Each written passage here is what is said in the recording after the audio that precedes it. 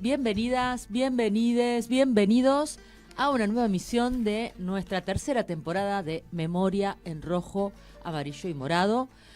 Muchos saludos y deseos de que se encuentren bien desde este lado, a quienes están desde este lado y desde el otro lado del Atlántico.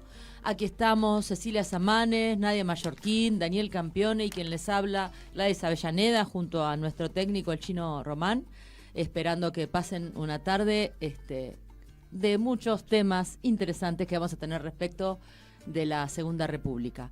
Les reitero, como lo hago todos los programas, que abajo del link del YouTube, de nuestro YouTube del programa, hay un link como para colaborar, si querés, con un cafecito, para que nosotros podamos seguir transmitiendo todas estas temáticas. Arrancamos con el día de hoy así. Identificadas las dos primeras víctimas de la Guerra Civil en Granada, fusiladas en el barranco de Biznar. El grupo de investigación de la Universidad de Granada, que trabaja en la campaña arqueológica del barranco de Biznar, han conseguido identificar a las dos primeras víctimas de la Guerra Civil exhumadas de la fosa común. Un equipo de arqueólogos, antropólogos, forenses, sociólogos e historiadores trabajan en el lugar, catalogado de memoria histórica desde el 2021, cuando se puso en marcha la primera campaña de las 4 realizadas. La primera de las familias han sido ya comunicadas, aunque de momento prefieren guardar silencio ante el impacto de la noticia. De la segunda de ellas, la Junta de Andalucía aún no ha localizado a los familiares. El protocolo de entrega de los restos aún no está pautado. En total de estas se han exhumado 124 personas, 32 de las cuales son mujeres, que han sido encontradas en 17 fosas. Estas dos son las primeras víctimas a las que se les ha podido dar nombre y apellido, casi 90 años después de su asesinato. Gracias al cotejo del ADN de los restos con el banco de datos de ADN, con el que cuentan los investigadores, merced a la donación de personas que creen que su familia puede estar en alguna de esas fosas. El barranco de Biznar es considerado un lugar de memoria democrática, tras la entrada en vigor en julio del 2022 de la Ley de Memoria Democrática. En este barranco, apenas 10 minutos de la localidad de Biznar, se produjeron ejecuciones desde poco después del inicio de la Guerra Civil. Las víctimas que ha encontrado el equipo de la Universidad de Granada fueron en su inmensa mayoría asesinadas en grupo, habitualmente empleando de 1 a 4 disparos, generalmente en la cabeza. Tras la ejecución, las víctimas eran arrojadas a fosas comunes, de donde ahora, casi 90 años después, están siendo exhumadas. Queríamos compartir con nuestros oyentes esta información, porque la búsqueda de las víctimas sigue, es una tarea que no cesa y que desde nuestro lugar también queremos seguir compartiendo en este programa. Bien, y ahora hoy tenemos un entrevistado, ¿no es cierto? Bien, el entrevistado, que en un ratito lo vamos a escuchar, es Santiago Macías.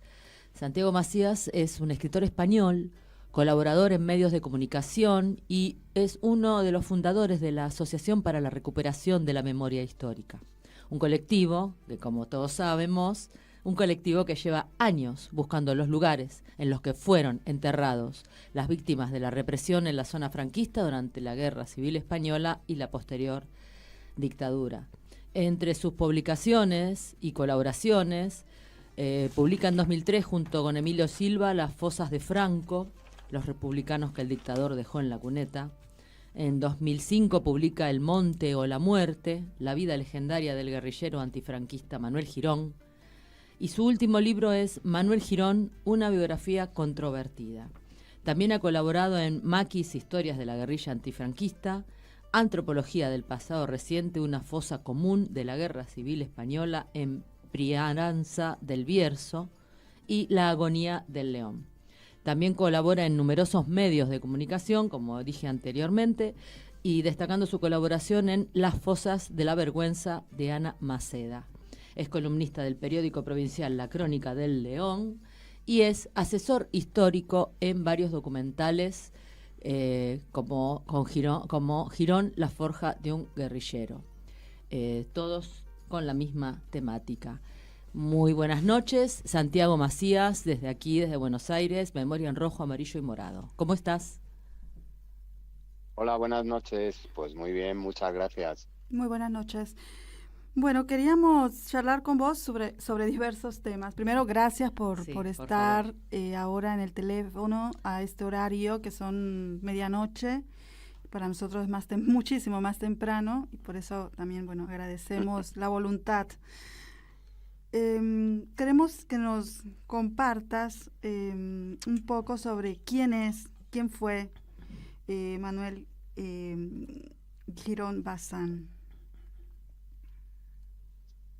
Bueno, pues Manuel Girón fue un campesino, un jornalero de la zona del Bierzo de León y un hombre al que la guerra civil y sus consecuencias sacó del más absoluto anonimato y lo colocó como una de las figuras más importantes de la lucha contra el franquismo. Bueno, mira, yo estuve investigando un poco acerca de, y más allá de las presentaciones de tus libros, de algunas actividades últimas que has estado realizando y que vas a hacer próximamente también. Pero hay algo que me llamó mucho la atención y es en relación a una recorrida que que empezaron a hacer. Esto fue el jueves pasado, el 2 de mayo, una guía en el Bierzo que le llaman, que está organizada en la ruta 10, kilómetro 10, perdón. ¿Nos podrías hablar un poco sobre ¿cómo le podríamos llamar? Este camino de memoria. Es una ruta guiada, sí. Claro. Sí. Es una senda de la memoria.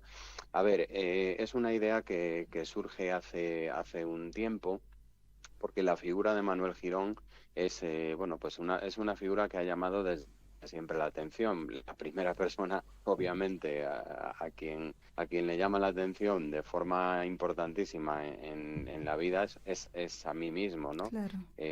¿Por qué? Bueno, pues porque, como decía antes, es un hombre que pasa del anonimato al máximo exponente del antifranquismo, casi hasta contra su propia voluntad, porque es un hombre que se tiene que escapar de su pueblo porque le van a asesinar y pues probablemente es no sé si la primera persona o de las primeras personas de todo el país que se tiene que ir al monte, que se convierte en un resistente en la montaña para escapar de la muerte. En aquel momento, pues no había ni siquiera empezado la guerra, no se habían establecido todavía los frentes de batalla y Manuel Girón ya tuvo que escapar de su domicilio. Pero es que la guerra se alarga, dura 3 años, pero cuando acaba la guerra no empieza la paz. Para muchas personas todavía sigue la guerra porque tienen que seguir todavía en la montaña, porque saben que si se entregan eso significa no el perdón sino la muerte, ¿no? Claro. Eso les obliga a seguir en el monte, y en el caso de Manuel Girón ni más ni menos que 15 años, que se dice muy pronto, pero no me imagino hace 80 años estar 15 años seguidos en el monte, con muchísimo apoyo popular, porque si no es imposible resistir en la clandestinidad durante tanto tiempo, y eso es lo que le sucede a Manuel Girón. Pero es que en todo ese tiempo, en todos esos años, suceden cosas increíbles, como por ejemplo que le den por muerto 3 veces. Sí. La Guardia Civil era tan el enconamiento con Manuel Girón, que llega prácticamente a ser obsesiva con la figura del antifranquista berciano, y en 3 momentos distintos, en 3 años que son el 40, el 45 y el año 49, le dan por muerto y de repente, bueno, pues aparece Manuel Girón en otra punta de la comarca del Bierzo con vida, ¿no? Eso, bueno, pues se debe a errores en la identificación de otras personas que fueron asesinadas por la Guardia Civil, que eran desconocidas y que, bueno, pues que en todos los casos era la obsesión de Manuel Girón, que cuando aparecía una persona sin vida después de un combate entre resistentes en la montaña y Guardia Civil, bueno, pues la primera figura que salía a la palestra era la de Manuel Girón. Bueno, pues eso sucede 3 veces y una cuarta, que es la definitiva, que es en mayo de 1951, en un lugar precioso, en un sitio increíblemente bonito de aquí. Es una controversia, ¿no?, que en un lugar tan hermoso del Bierzo como las Puentes de Malpaso haya sucedido un episodio tan luctuoso, ¿no? Entonces, bueno, esa controversia, ¿no?, entre un paraje precioso y un episodio tan importante como este de mayo de 1951 es lo que le convierte en un lugar que siempre ha llamado muchísimo la atención para los caminantes, y a mí me pareció muy importante y además muy, muy llamativa, ¿no?, la idea de ir a ese lugar de la montaña y guiar a un grupo de excursionistas exactamente al lugar donde murió Manuel Girón, y eso es lo que sucedió el jueves día 2 de mayo. Fue, bueno, pues un día que la verdad es inolvidable, porque fue mucha gente a la ruta y, bueno, y pude explicar en varios puntos de ese camino. Son 10 kilómetros de recorrido, 10 kilómetros que discurren pues prácticamente por la historia de estos 15 años, ¿no? Se concentra toda esa historia en una ruta de 10 kilómetros y creo que, bueno, pues creo que la iniciativa mereció la pena, la verdad. Santiago, una pregunta. ¿Y la participación, digamos, fue amplia? ¿Y la mayoría eran de ahí, Sí. de la región, o eran de otros lugares, de otras ciudades? Mm, No, vino gente incluso de Suiza, de otros lugares de España, de otros países incluso. Sí. Y bueno, hay que tener en cuenta también que es una ruta de montaña donde hay que ir prácticamente todo el camino en fila india, o sea, de uno en Ah, uno, porque es un sendero, bueno, que no es difícil, pero sí que es, bueno, limita muchísimo el número de gente que lo puede hacer al mismo tiempo, ¿no? Y si se quiere dar sobre todo una explicación, es complicado si el grupo es muy numeroso. Entonces, bueno, hubo que cortar de alguna forma las inscripciones en un momento determinado para que, bueno, pues para que la ruta no se saliese de alguna manera, no se descontrolase, ¿no? Entonces, bueno, fue una primera vez que se hizo, ah. organizada bueno, pues por un colectivo aquí que organiza rutas guiadas, y bueno, se va a repetir, estoy seguro de que se va a volver a repetir, no sé si cada 2 de mayo o no sé si varias veces al año, ¿no? Bueno, En este caso, perdón, sería muy simbólico si es cada 2 de sí. mayo, pero si se repite con más frecuencia sería muchísimo, muy necesario para poder instalarlo, digamos, con mayor fuerza, ¿no? Sí, sí, sí. Sí, sí, sí, se va a convertir. Mira, desde hace unos años este lugar, yo ya lo conocía porque uno de los últimos hombres que permaneció junto a Manuel Girón, o sea, uno de los últimos guerrilleros Ujú. que pudo salir de España en el año 51, a mí me enseñó el lugar donde sucedió todo esto. Me lo enseñó hace como 27 años, más o menos. Fuimos al lugar y a mí me quedó grabado en la retina, bueno, pues aquel lugar concreto, ¿no? Con el tiempo me convertí casi en, bueno, pues en un guardián, ¿no?, de esa ruta. Es un lugar que, si la ruta es conocida, el lugar en sí no es conocido. Hay que tener en cuenta que es el lugar donde permanecía un guerrillero escondido, o sea, con todo lo que implica esto. Es un lugar muy secreto, muy inaccesible, pero bueno, hoy en día Tipo una casi, cueva. pues puedo decir, Tipo sí, una sí, puedo cueva. decir claro, que soy yo la persona, bueno, la que ha puesto un poco en valor ese lugar, Ujú. arreglando un poquito el acceso hasta allí, pero sí que es cierto que hay que ir con alguien que conoce, porque si no es imposible Mm, llegar al Ok. sitio, ¿no? Entonces, Yo creo que sí, yo creo que se va a convertir en un, bueno, pues en una ruta importante y en una, bueno, pues en un punto, o sea, en una marca en el calendario todos los años y creo que no se tiene que perder cuestiones así, ¿no? En España ya hay varias iniciativas de rutas de memoria, pero en este caso, ya digo, se mezcla toda esa historia con un lugar verdaderamente impresionante, porque es Mm, que esa ruta, la ruta de las Puentes de Malpaso, es una de las rutas más importantes del Bierzo, sin ese lugar, ¿no? Quiero decir, es un lugar tan bonito que ya era una ruta importante en sí, pero claro. ahora le hemos añadido, le hemos dado ese plus, ¿no? Que es el de llegar hasta el lugar exacto donde mataron a Girón. Santiago, te quería Sí. preguntar cómo está la memoria sobre la guerrilla en general en España. ¿Qué tanto se la Bueno, recuerda? sí, sí. Pues mira, últimamente, en los últimos años, se ha trabajado mucho sobre este tema porque, bueno, se han abierto archivos, hemos sido muchas personas las que desde hace unos años, éramos poquitos al principio, pero bueno, se ha multiplicado, ¿no? El interés sobre este tema y creo que bueno, pues se ha colocado o se ha intentado colocar en el lugar que merecen a todas aquellas mujeres y aquellos hombres que se tuvieron que ir al monte y que durante muchísimos años fueron considerados casi como delincuentes o bandoleros, ¿no? E incluso se les llegó a tachar casi bueno, de atracadores y de delincuentes, cuando eran, bueno, pues personas que se habían tenido que ir al monte precisamente por sus ideas, cosa que, bueno, que no solamente sucedió en España, como sabéis, desgraciadamente en todo el mundo ha sucedido lo mismo, ¿no? Personas que tuvieron que huir o que fueron asesinadas bueno, pues por defender ideas contrarias a quienes se sublevaron, ¿no? Contra el orden constitucional. En este caso, con la figura de la guerrilla antifranquista, yo sí he notado una diferencia importante en los últimos 25 o 30 años, ¿no?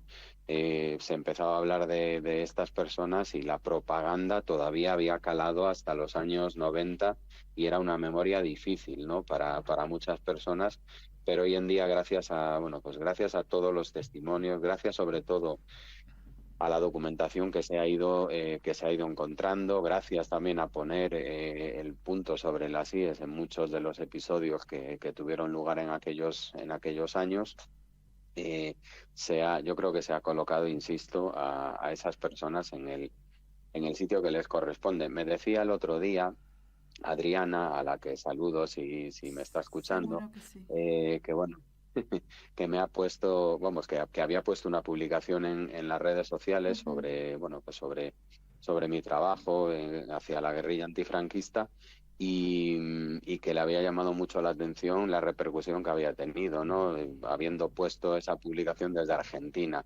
Y hay que decir que sí, hay que decir porque le insistía el otro día, le intentaba explicar, ¿no, Adriana? Que sí que tiene repercusión en la memoria de los antifranquistas en Argentina, en México, en Uruguay, en muchos sitios de Latinoamérica, precisamente porque muchos de los supervivientes consiguieron salir de España a Francia, de la península, consiguieron llegar a Francia clandestinamente y desde Francia muchos embarcaron luego posteriormente a América y en concreto, por ejemplo, pues fíjate, de la guerrilla antifranquista, la primera organización armada, que fue la Federación de Guerrillas de León y Galicia, aquí precisamente en El Bierzo, Sí. la dirigía un asturiano, un hombre de hoyoniego, que se llamaba Marcelino Fernández Villanueva, al que yo conocí, un tipo verdaderamente increíble porque, bueno, era una persona con muchísimo carisma. Yo le conocí y, de hecho, falleció en Buenos Aires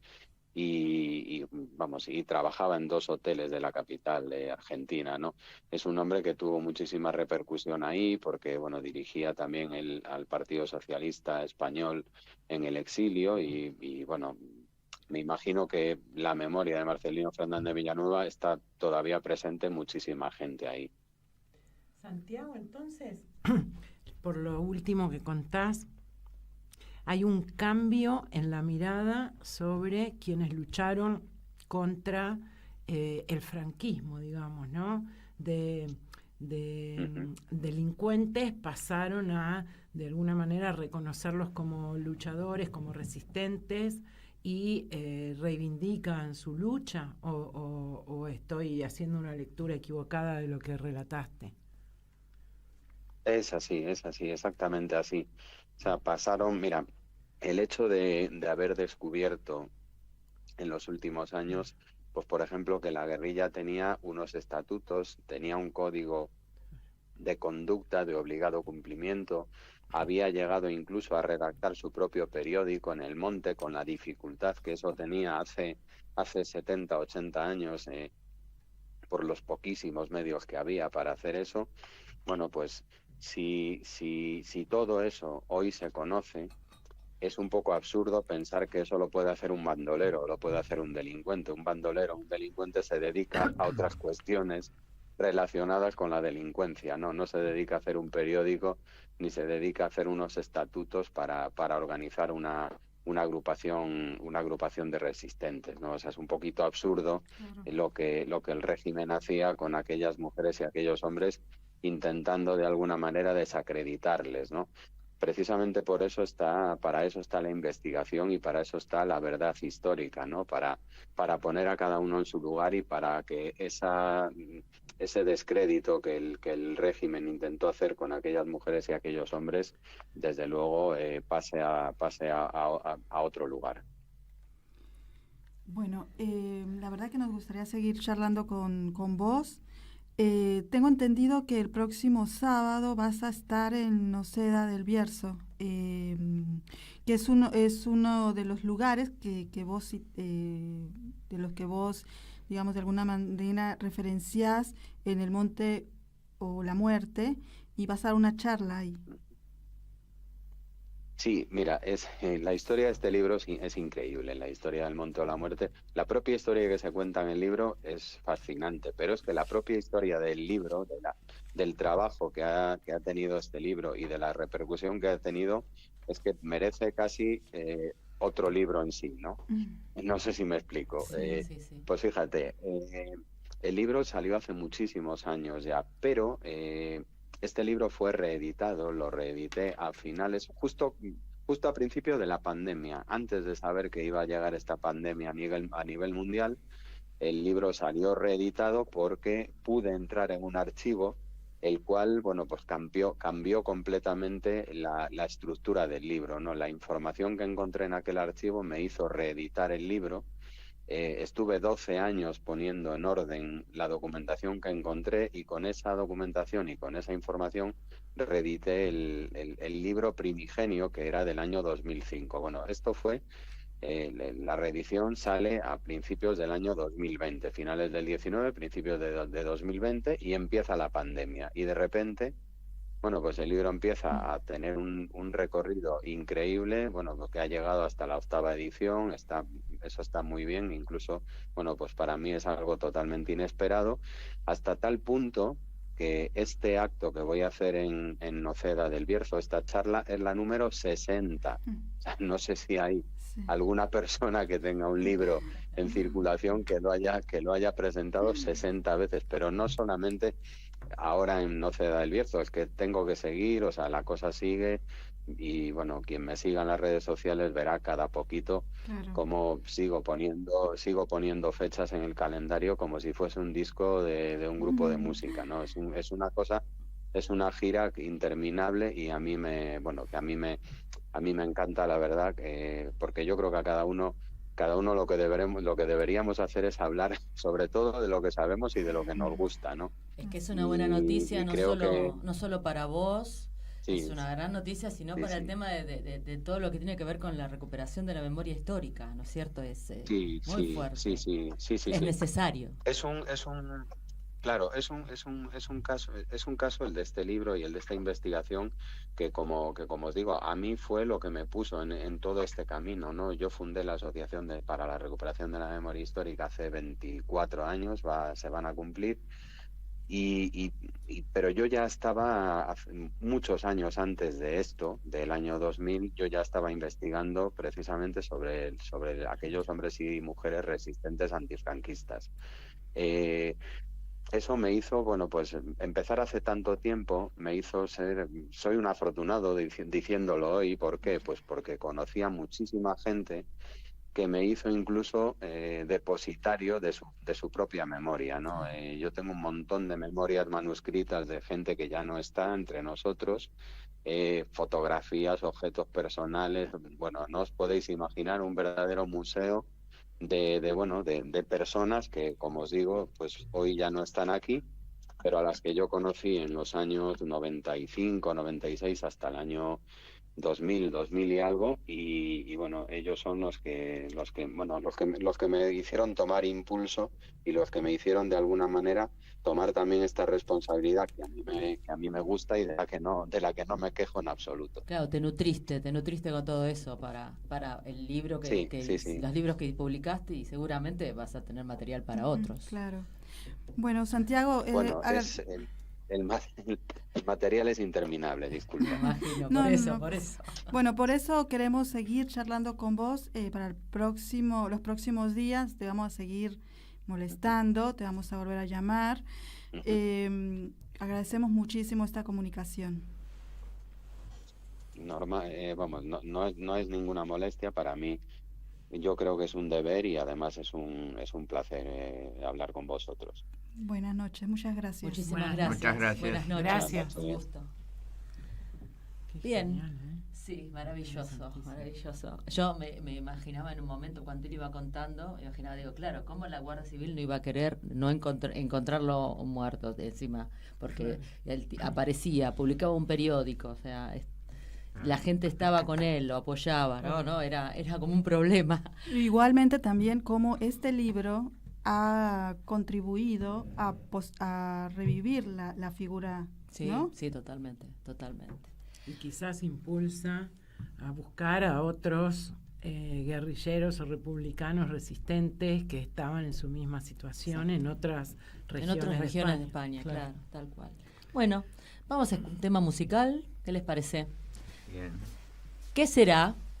Del Club Artístico Libertad Rojo y Negro, canciones republicanas de la Guerra Civil Española y de la resistencia al franquismo.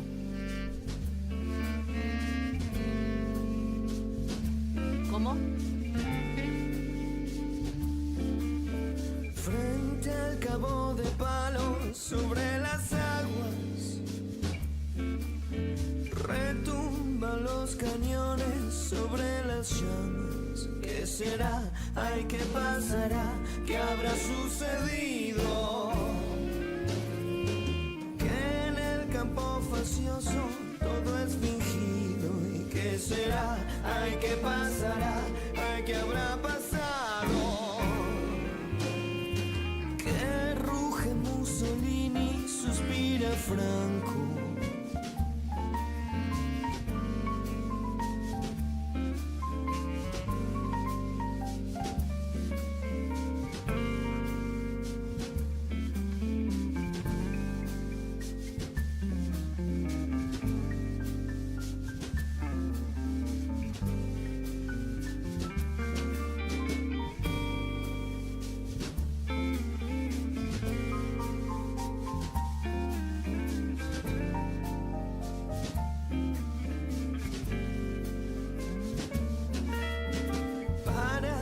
Tantos humos, tantos faroles.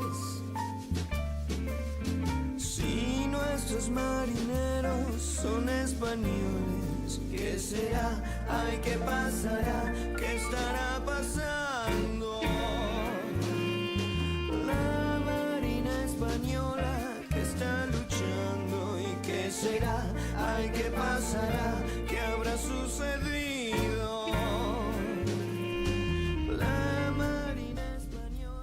Bueno, ahora vamos a compartir las palabras de Gerardo Pizzarello Prados, Fascismo nunca más.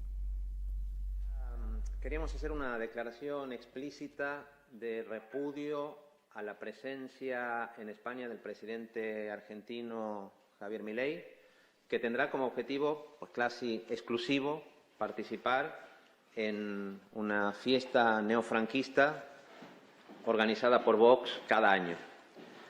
Esta presencia de Milei llega después de un comunicado desmedido, disparatado, seguramente premeditado al Gobierno, que en realidad parece escrito de puño y letra por Abascal o por José María Aznar. Ese comunicado, en nuestra opinión, pues lo que hace es repetir bulos infundados de una asociación falangista como Manos Limpias. Nos parece que criminaliza de manera infame a la población migrante y que también ofende a miles de vascos, de catalanes, de gallegos que no votan con las derechas extremas. Por eso nuestro repudio a la presencia de Milei no pretende hacer hincapié en sus excentricidades o en su frecuente violencia verbal, sino que tiene que ver más con razones políticas y económicas, ¿no? Abascal no es un personaje aislado, es el integrante de una internacional reaccionaria financiada de los Estados Unidos que incluye a personajes como Bolsonaro, como Aznar o como Abascal. Esa internacional, hay que decirlo, ha impulsado golpes de Estado en América Latina y niega la legitimidad de cualquier gobierno que pretenda ampliar derechos sociales, poner algún tipo de límites a los más poderosos o a los grandes multimillonarios. Esa internacional reaccionaria de la que Milei forma parte y de la que vendrá a ser gala a España, niega por igual los crímenes del franquismo que la dictadura de Videla en Argentina.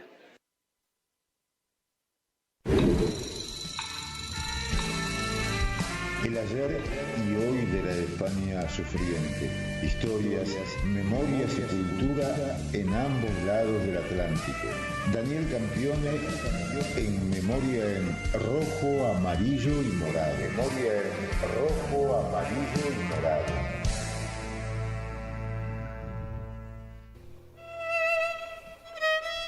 Y bien, aquí estamos con nuestro profe, escritor Daniel Campione, en su columna Raúl Carballeira, un argentino en la lucha antifascista en Francia y España. En efecto, Raúl Carballeira era un muy joven argentino, anarquista, que se encaminó a luchar en lo que los libertarios de la época caracterizaron como la Revolución Española. Para ellos no era una guerra civil, no era una mera defensa del régimen constitucional, sino era el comienzo de un movimiento revolucionario destinado a transformar radicalmente España. Raúl tenía, al estallar la guerra española, 18 años solamente. Ya era anarquista desde años antes, había vagado, recorrido el país como linchera, algo común entre los anarquistas, hacían una existencia nómada durante un tiempo, propalando las ideas del comunismo libertario, la idea con mayúscula, como ellos decían. Carballeira era de la vertiente, o de una de las vertientes más humanistas, más antimilitaristas, más antibélicas del anarquismo. Entonces suena a primera vista llamativo que se haya sumado a un conflicto armado, pero supo compatibilizar con dificultades una cuestión con la otra. Veamos por qué. Él decide viajar tempranamente, pero se dan variadas contingencias hasta que finalmente llega como polizón, es decir, como colado, digamos coloquialmente, en un barco a fines de 1937, teniendo 20 años. Y enseguida se integra a la división número 26, que actuaba en el frente de Aragón. Pero no duró mucho tiempo allí. ¿Por qué? No soportaba el espíritu jerárquico y la disciplina militar, que tenía una variante relativamente atenuada en el de reciente creación Ejército Republicano, y además no le satisfacía que lo hubieran destinado a un frente sobre el río Segre, donde había escasa actividad, no se combatía demasiado. Entonces abandonó el ejército y se volcó a las actividades políticas, y tomó parte en tareas propagandísticas de la Federación Ibérica de Juventudes Libertarias, de la rama juvenil del pensamiento y la acción ácrata en España. Y de paso trabajó como tramoyista, es decir, la parte de la escenografía de un teatro. Tenía también esa vocación. Pero Barcelona cayó, y Cataluña entera cayó en manos de los fascistas, y como tantos miles de combatientes republicanos, Raúl Carballeira fue a Francia y hecho prisionero. Estuvo en 4 campos: Saint-Cyprien, Argelès, Barcarès y Bram, entre 1939 y 1941. Salió de esos campos. Como argentino podría haber gestionado volver a nuestro país, decidió hacer otra cosa, que fue oponerse al dominio de los nazis y del régimen de Vichy en Francia. Participó en actividades de resistencia y al mismo tiempo comenzó a preparar su regreso, obviamente clandestino, no había otra posibilidad, a España. Mientras tanto, trabajó en divisiones de la Cruz Roja. Tenía el impulso de ayudar siempre y a la hora de ganarse la vida en el exilio, eligió ese camino, además de participar en emprendimientos periodísticos, también ilegales, si se puede hablar de legalidad en el régimen bajo la ocupación nazi. Era multifacético porque le gustaba el teatro. Se manejaba con el tema de la salud. Después esto que es el periodismo. El periodismo. Bien. Y la lucha armada también. Lucha armada. En defensa de la República, y después vamos a ver que vuelve a involucrarse en ese nivel. Como decía, el empeño de Raúl era volver a España a luchar contra el franquismo. Francia se libera, los nazis son derrotados, otra vez podría haber tenido una oportunidad de volver, todo lo contrario, su empeño era volver no a Argentina, sino a España. Entró efectivamente y enseguida se puso a colaborar en la reorganización de la Confederación Nacional del Trabajo, la entidad sindical anarquista, y se integró a un grupo de acción directa, armada, que tenía la denominación de 3 de Mayo. Esa perspectiva resistente no iba solo a la dimensión armada, tenía en cuenta también la propaganda y la acción política en sentido más amplio, pero tenía el costado del combate. Se abocó también, al mismo tiempo, por eso lo político y lo militar, a la reorganización de esta Federación Ibérica de Juventudes Libertarias, en la que ya había participado durante el conflicto bélico. Salió de España en un momento para ir a un congreso a Francia y regresó de nuevo. Estaba absolutamente dispuesto a participar en la resistencia a Franco mientras estuviera en sus posibilidades. Insistidor el hombre. Sí, y cuando vuelve logra una pequeña hazaña, que es visitar a compañeros que estaban presos. Logra entrar como visitante a la cárcel, no una sino 2 veces, a uno llamado Amador Franco en la prisión de San Sebastián, y a Abel Paz, un dirigente libertario e historiador libertario que después se haría famoso, que estaba en la cárcel Modelo de Barcelona. ¿Cómo logró eso? Era una personalidad muy especial, era muy arriesgado y tenaz, diría yo. Sí, sería bueno saber los detalles, no lo encontré, de cómo logró ese juego de clandestinidad bastante importante. Ya estábamos a esa altura en el año 1948 y lamentablemente fue en un momento cercado por la policía y logró escapar. y salvar la vida, pero ese fue su último éxito. Poco después le montaron una emboscada, lo que acá en Argentina llamaríamos una cita envenenada. Alguien que estaba bajo tortura había formalizado una cita con él y efectivamente ahí resultó muerto. Está la duda de si se suicidó para que no lo capturaran vivo o fue abatido por las balas policiales. El hecho es que el policía que lo convirtió en un propósito, casi en una obsesión, capturarlo, era un miembro de la Brigada Política, una entidad represiva que tuvo una larga y funesta historia bajo el franquismo hasta por lo menos la muerte de Franco. Se llamaba Brigada Política, algunos le decían también Brigada Política y Social. Esos fueron los que terminaron con la vida de Raúl Carballeira. Me gustaría cerrar la columna con unas palabras de Raúl que son reproducidas por Felipe Alaiz, que fue un compañero de lucha que escribió en homenaje a él después de su muerte.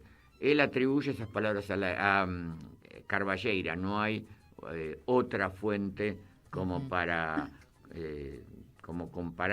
comparar. Sí, sí. Habría dicho así: habrá vendedores y compradores mientras haya vendidos y comprados. Por eso, el ser purificado, el que ganó la pureza, es el que vale, el que logra vivir de otra manera. Es preciso procurar que disminuya el número de vendidos y comprados. Cosa difícil porque la mayor parte de los vendidos se venden sin cobrar nada como mercancía dejada en cuenta y resultante de quiebra. La mercancía humana no deja de serlo, aunque se pretenda bienhechora y generosa como cierta especie de vino, que se llama generoso cuando más asimilado, filtrado y mortífero esconde el veneno. Vemos en este corto fragmento varias cuestiones. Una cierta aversión al alcohol propia de buena parte de los anarquistas. Otra, la vindicación de la pureza del ideal, claro, y del ser humano como algo a perfeccionar y a liberar de todas los constreñimientos de una sociedad de clases, de una sociedad mercantil. En definitiva, lo que podemos decir es que un argentino, Raúl Carballeira, realizó una gesta extraordinaria, un empeño fuera de lo común en la lucha contra las dictaduras, más brevemente en Francia y en un lapso más prolongado en España. Lo que es de sentirse es que no se lo recuerda en nuestro país. En España se ha escrito algo sobre él, tampoco es una figura famosa, pero hay una memoria, se lo encuentra mencionado en algunos blogs, en algunos portales de orientación anarquista, tuvo alguna mención en la prensa. Acá el único que he logrado ver que lo rescata es Jerónimo Vorágina en su Diccionario de Voluntarios de Argentina en la Guerra Civil Española. Sería deseable que alguien tomara la posta, o alguienes tomaran la posta de traer el recuerdo de este argentino caído en la lucha infatigable contra el franquismo. Bueno, le rendimos un homenaje en este programa a Raúl Carballeira. Bien, salud. Bueno, ahora vamos con la artística de Ceci. La educación es una cuestión política. La columna de Cecilia Samanes en Memoria en rojo, amarillo y morado. Bien, y acá tenemos a nuestra compañera Ceci Samanes, quien nos va a hablar de las pedagogías de la Segunda República y sus mayores exponentes. Bueno, hola, ¿cómo están? Voy a tratar de hacer una síntesis de lo que había preparado, pero hasta aquí habíamos hablado un poco de la historia educativa, de la Institución Libre de Enseñanza, la ILE, de la Feria del Libro, que este año hará su edición número 83, de la Fiesta del Libro, ¿no? En los próximos encuentros, la intención es que vayamos relatando cuál era el planteo educativo ya del sistema educativo en la Segunda República. Algunos de sus pilares fueron las misiones pedagógicas, fundadas en mayo de 1931, hasta existieron y funcionaron hasta el inicio de la Guerra Civil, y la revista de pedagogía, que funcionó desde el año 1922 hasta el año también 36. Hoy sintetizaré un texto de Manuel Puelles Benítez, El sistema educativo republicano, ¿no? Él habla de que los vaivenes históricos, como en cualquier país, digamos, con alzas y bajas en lo cultural, político, institucional y social, caracteriza como que España tenía periodos ilustrados muy cortos. Bueno, pero considera que la Segunda República fue uno de estos periodos ilustrados que por su corta duración imposibilitó de alguna manera profundizar o llevar a cabo todos los planteos revolucionarios que tenían para una nueva España y moderna, ¿no? Con una preocupación a partir de 1931 de quien ejercía la conducción del gobierno, planteaba en una reunión de su partido, Acción Republicana, que la República no ha penetrado en todos los órganos íntimos del Estado. La República no es dueña de la administración del Estado y, por otra parte, la República no ha penetrado en la vida local española. Es decir, la institucionalización del Estado republicano era una preocupación, ¿no? Y entonces vieron que el sistema educativo, la educación, era un espacio, un ámbito virtuosísimo para implementar esta lógica y urgencia de republicanizar a la sociedad y politizar a la ciudadanía. Esto un poco, digamos, las tareas iban por diferentes espacios y frentes, ¿no? Porque la Feria del Libro, tal como comentábamos en la edición anterior, tenía que ver con culturizar el acceso a la cultura de la ciudadanía en general para que se politizaran y se educaran. Bueno, esta socialización política era un proceso por el cual las personas adquieren actitudes y sentimientos hacia un régimen político determinado, ¿no? Ahora, para promover una conciencia y un compromiso político, el vehículo que utilizó la Segunda República y en general previo a la Segunda República fue el sistema educativo. Y todo lo que estaba alrededor de la educación, ¿no? Insisto, la Feria del Libro, por ejemplo, fue un ámbito privilegiado para ello también, o como la biblioteca móvil, por ejemplo, que iba a todos los pueblos. Bueno, rapidito, y no voy a contar todo hoy, pero la República aspiró a transformar la realidad española para convertirla en una auténtica democracia, y con su plan de educar a los individuos para sacar a las mayorías que estaban sumidas en una ignorancia perpetua. Esto no porque los españoles fueran más ignorantes que otros países, sino porque España en aquellos años era poco industrializada. Y esto tiene que ver, no sé, como lo era la Rusia de principio de siglo. Claro, creo que de Europa en ese momento España era uno de los menos industrializados. Claro. De hecho, la importancia que cobra Cataluña y el País Vasco es la industrialización. Claro. País Vasco con la minería, en fin. Bueno, Pero entonces esa España había que modernizarla y romper un poco con esa estructura opresora de la Iglesia y la monarquía, que no quiere decir que todos querían deshacerse de la monarquía, pero tener un Estado más autónomo de esta lógica servil. Claro, no seguir rindiéndole pleitesía, ¿no? Claro. Esto que en algún momento decía, la lógica de convertir en ciudadanos a los súbditos, ¿no? Solo dejo los títulos, porque me pongo nerviosa. No, aparte podés seguir en el programa siguiente, claro, no hay problema. Seguimos en la semana que viene, pero quería dejar como un anticipo que esta impronta que ve la República y los republicanos en la importancia de la educación se reflejan en el primer año, por ejemplo, en 3 decretos específicos. Para junio crean los consejos de primera enseñanza, es decir, la primaria sería, ¿no?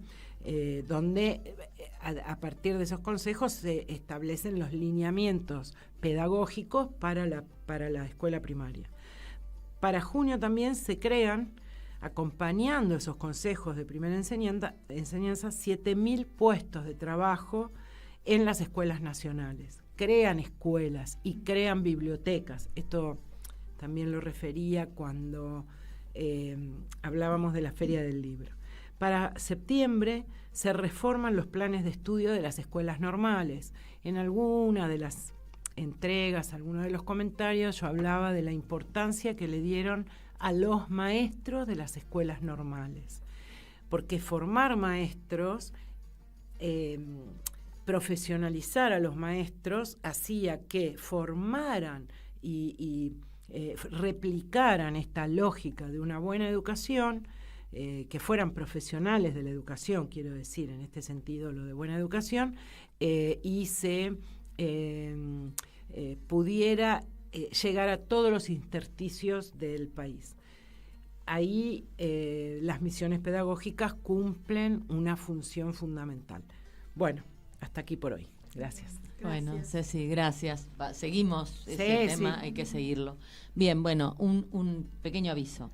En el 51 aniversario del Frente Polisario se realizará una actividad en la Federación de Asociaciones Gallegas de la República Argentina. Mañana, viernes 17 de mayo a las 6 de la tarde, se van a realizar actos conmemorativos por el 51 aniversario del Frente Polisario. Y hay una muestra fotográfica, 100 miradas por un Sáhara libre, en donde participan más de 20 autores de Argentina, México, Venezuela, Uruguay y la República Árabe Saharaui Democrática. Chacabuco 955 San Telmo. Muy importante, por supuesto, la dirección.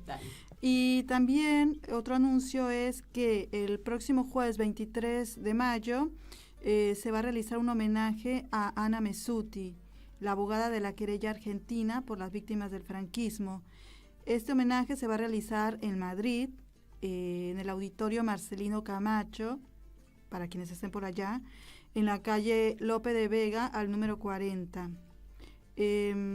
Cualquier cosa pueden entrar a la página ateneocultural1demayo.org. Ahí van a ver detalles y la asistencia es pública, o sea, hasta que se vea si está demasiado... Hasta colmar el lugar. Claro, listo. Y por último, vamos a invitar también a una actividad que se va a realizar en el Centro Betanzos de Buenos Aires, en la calle Venezuela, 1536, el sábado 18 de mayo, un homenaje a la escritora coruñesa Luisa Villalta. Este homenaje se va a realizar en el horario de las 17:30, igualmente para quienes quieran asistir. En ese marco tenemos 2 poemas que nos envió la escritora Susana Maceira, que son bastante lindos. Vamos a compartirles uno de ellos. ¿Los dos? Bueno, escuchamos los dos y volvemos para despedirnos.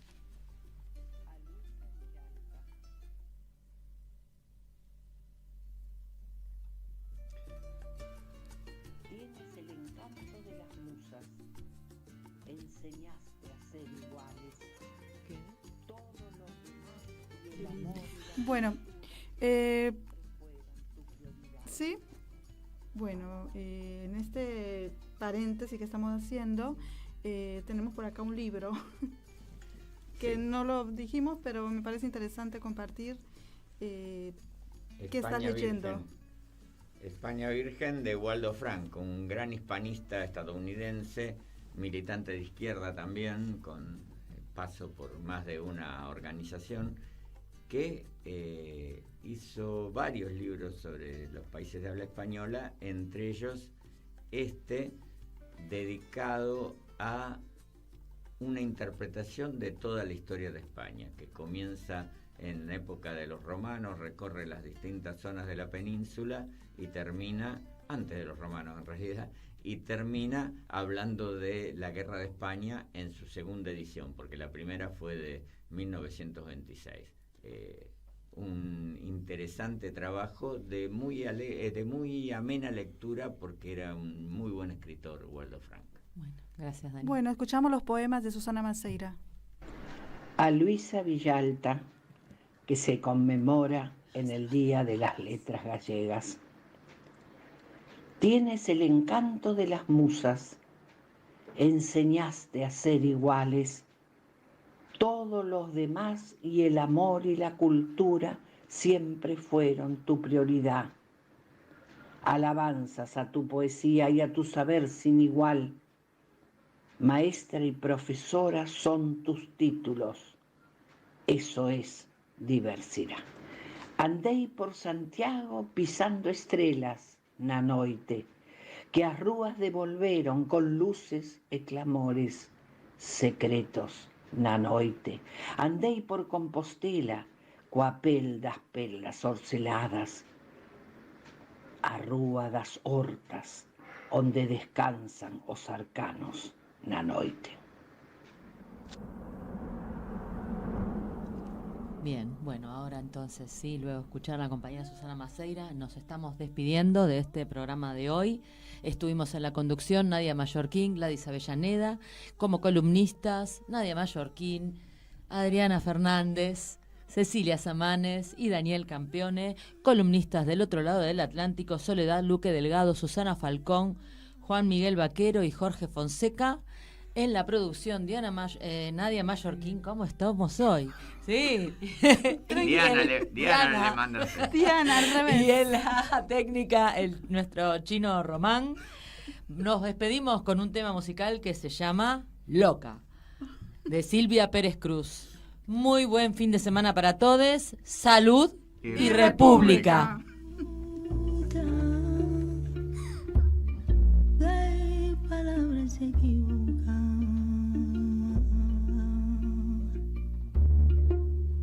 Mis voces son aire, vuelan, mis días son tierra, pesan, mis lunas son soles.